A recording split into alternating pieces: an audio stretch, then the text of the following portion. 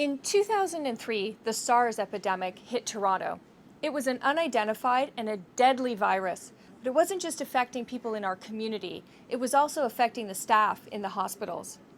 A couple of years later, I had the chance to work with the executive team of one of the hospitals at the center of the crisis. As we talked about it, we were really talking about all that went right during that crisis. It became clear to me, though, that they were almost reminiscing about it.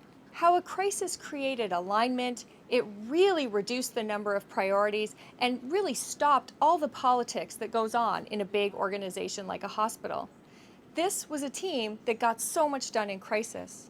Unfortunately, the complexity of a large hospital and the different things they were trying to accomplish caused them to bog down when there wasn't a clear crisis. I call this a crisis junkie team, a team that needs something to go wrong for the team to come together.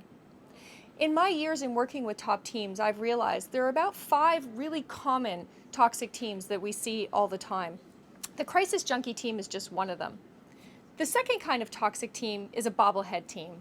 This is a team where everybody's nodding all the time. Sure, it feels good because everyone gets along and sees things the same way, but these are the kind of teams where things like groupthink happen because people think too much alike. They don't understand the risk and they really detach from reality.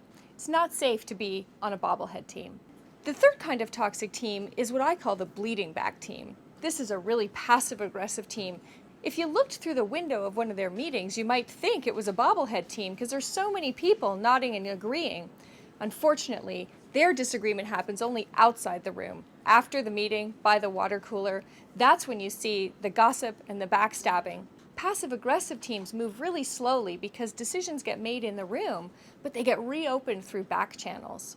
Definitely not a good place to be. The fourth kind of toxic team is a spectator team, and they're hardly a team at all. Spectator teams are really where a couple of people have an interaction and everybody else just watches. Sometimes that's because the boss has a series of one-on-one meetings with everybody present. Other times it's because a couple of dominant personalities suck the oxygen right out of the room. Either way, it's a colossal waste of time. The fifth kind of toxic team is the Royal Rumble team, and there's no passive in this aggressive. This is just hand-to-hand combat right at it. There's a lot of yelling and screaming, and people are really trying to push their points of view. Unfortunately, the one thing that never happens in a Royal Rumble team is listening.